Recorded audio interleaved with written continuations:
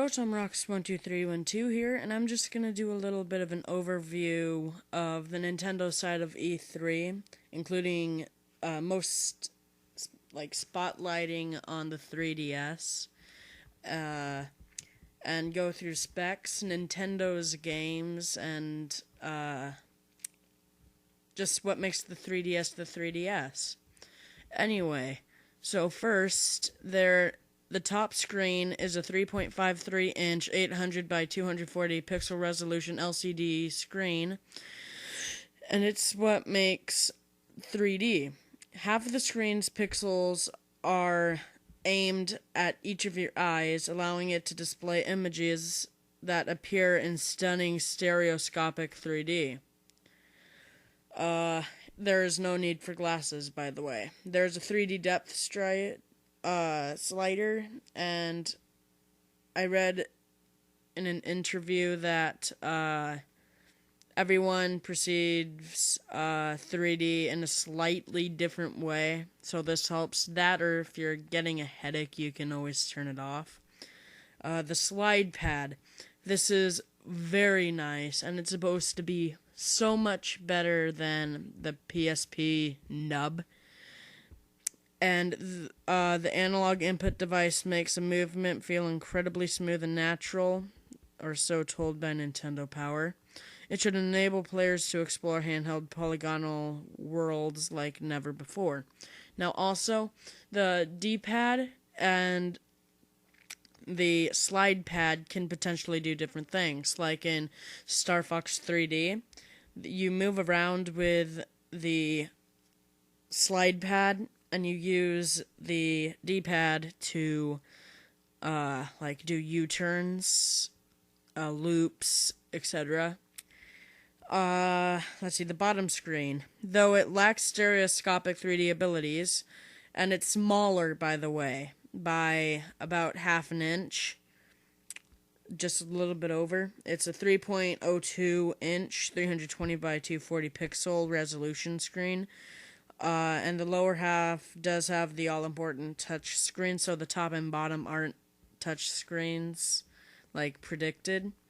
Anyway, the home button lets you easily manage functions from the 3DS system. Most likely, you can recalibrate the,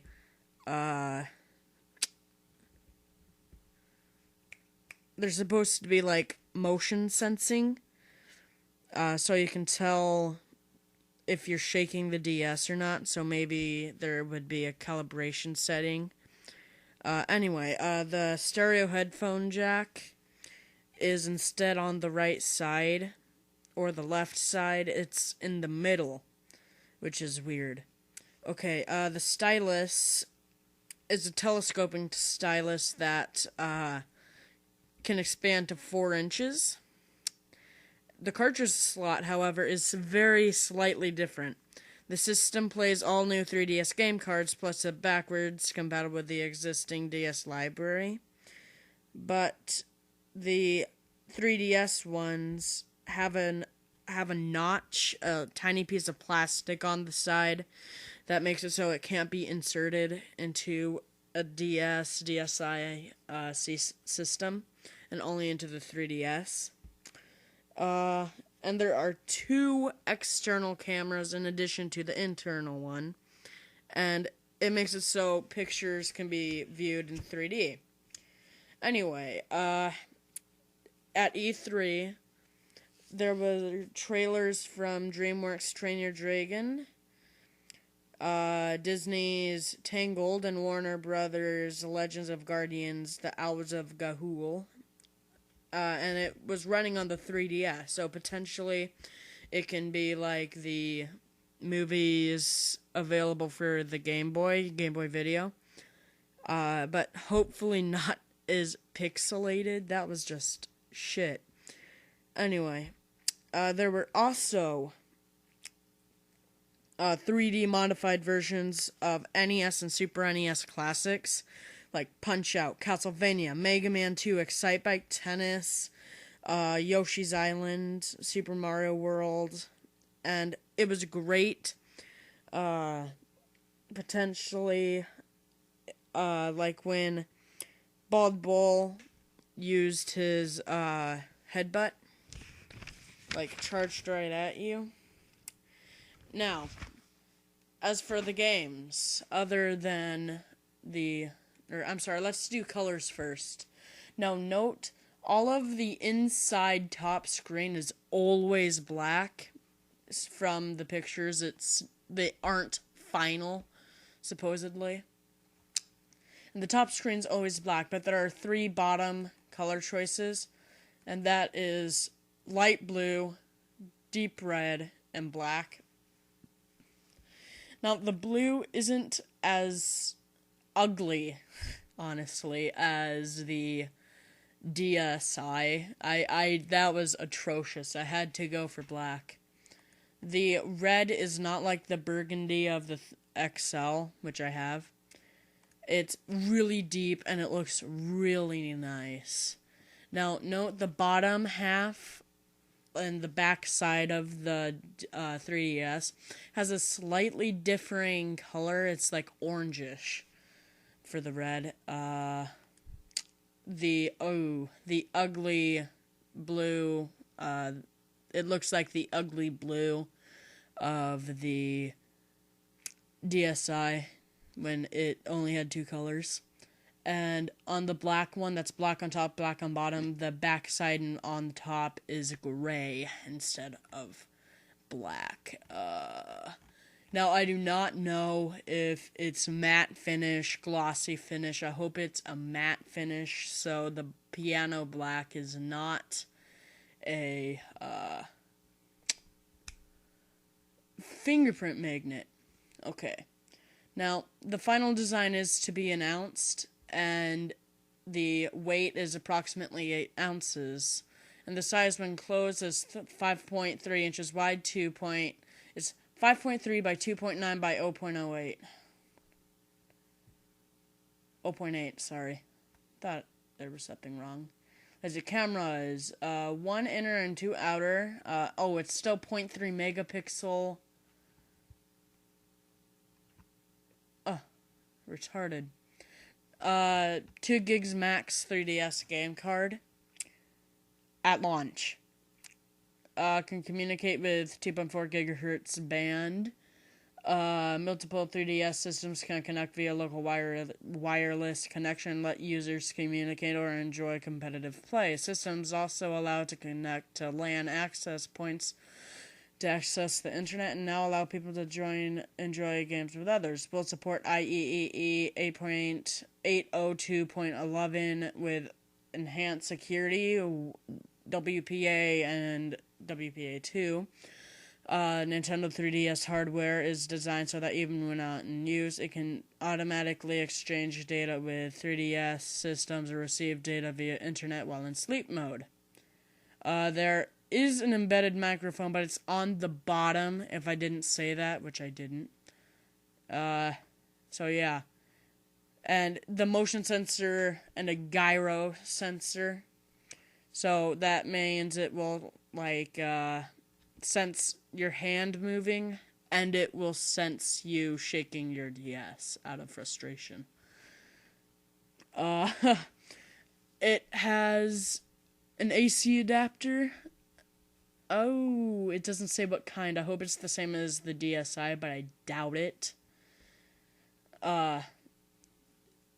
Because it probably has a way better battery. Let's see. Lithium-ion battery details to be announced. That sucks. Oh, that parental control. So not cool. Okay, onto the games. First up is The Legend of Zelda Ocarina of Time 3D. I hope it will have a few more dungeons and stuff, but still, how awesome is it? How awesome would it be playing games like Zelda on the go without a something like, like a modded Nintendo 64 system. Anyway,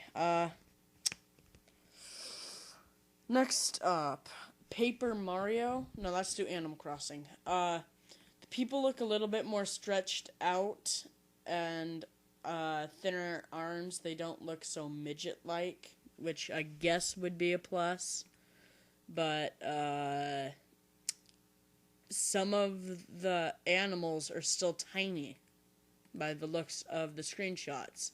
Anyway, the new Mario Kart much isn't released. It looks like Mario is in his basic cart from Mario Kart DS. Anyway, on to Paper Mario. You really can't tell much about this because it was hidden. There were only pictures, photos, except there are stamps, which are probably power-ups or badges, which is cool. Nice to have badges back. By the way, it's an RPG, so yeah. There is, as your partner, just from the screenshots, it's a Chain Chomp, which is new.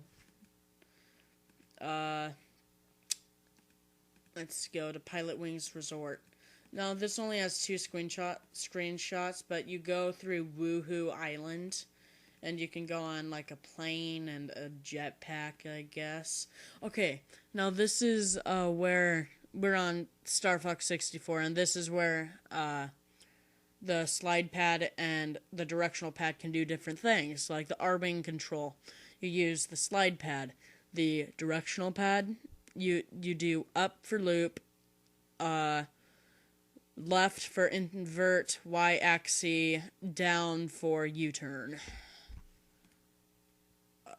And L and R are obviously tilt and barrel roll.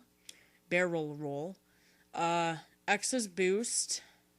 Y is Nova Bomb. A is laser, and B is brake. Hit the brakes. Okay, anyway, Steel Diver, last one by Nintendo. I believe this actually was a rejected DS tech demo, which didn't work out. It was really pixelated, and people said it was worse than Nintendo 64, which was incredibly primitive. And the DS obviously displays better quality than the Nintendo 64. I'm sorry, I'm blanking out. No, I'm sorry, I can't give much, details, because I wasn't actually at E3. I was just watching the whole show live and stuff. So, my final thoughts for the 3DS is it's one that you're going to have to look at with your own eyes and figure out if it's right for you. There's going to be a whole new thing of games, but it could get out of hand. Like with the DS, there's a whole bunch of crappy games. I hope that they put the quality back in the Nintendo seal, because the DS and Wii are totally screwed up. I mean, there are so many third parties trying to get a piece of the Nintendo pie, because you can't do it as easy on the Xbox 360 and PS3 because they're higher graphics, and a lot of times they reject crap like that. Anyway, this is Rotom Rocks 12312 signing off to this very long video. Oh, by the way, there is a YouTube timer update. You can record up to 15 minutes, which is great, so I don't have to cut my videos in half anymore, which is awesome. Anyway, Rotom Rocks 12312 signing off.